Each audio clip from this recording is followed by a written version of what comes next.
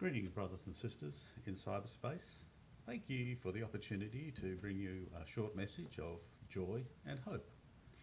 You know, there's an old saying that's been attributed to Benjamin Franklin, and it says that there are only two certainties in life, and that's death and taxes. Of all the people who have lived or who will ever live on this earth, 100% of them will die.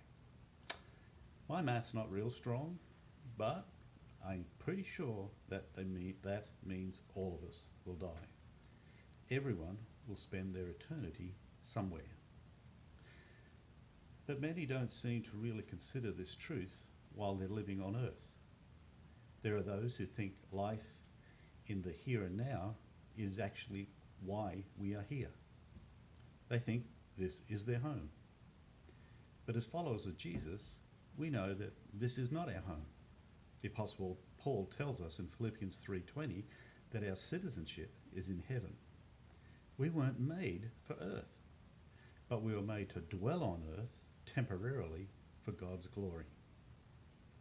It kind of feels odd to say that a person's life is temporary, that our time here is finite.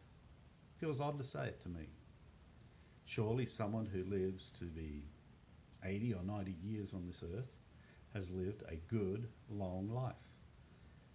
I actually remember my great-grandmother. Very vaguely, I remember my great-grandmother and where I saw her and what I was doing at the time. She was in the late 90s. Then my grandfather, I remember him clearly, was in his early 90s when he passed away. And more recently, my mother was in her early 90s when she passed away.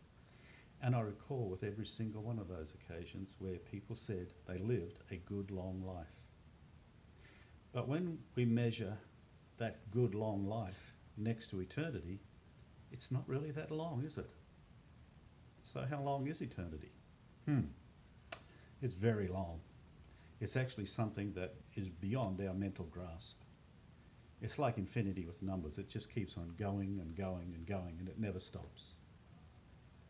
For the person who has accepted Jesus as Saviour and made him Lord of their life, as we say, eternity in heaven with God is an awe-inspiring and hope-filled reality.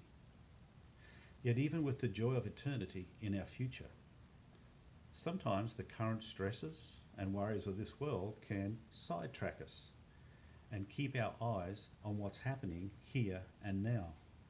And that's why Paul told us in 2 Corinthians 4:17 that our present troubles are small and won't last very long. A verse later he goes on to say that we should fix our eyes on things that cannot be seen, which is our future in heaven.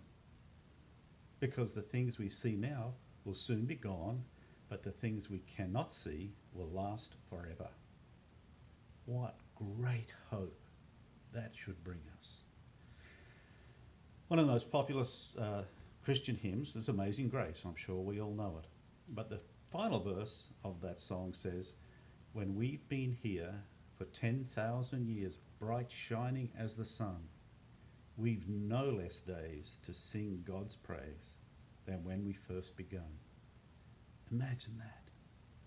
After 10,000 years into our eternity, we haven't even scratched the surface of what's ahead.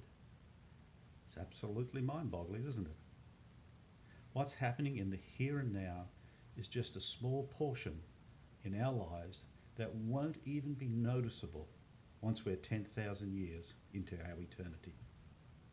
So let's adjust our sights from earth's struggles to the hope of heaven. For when we do that, all else will pale in comparison to what God has in store for those of us who call him our Lord. That should be joyful.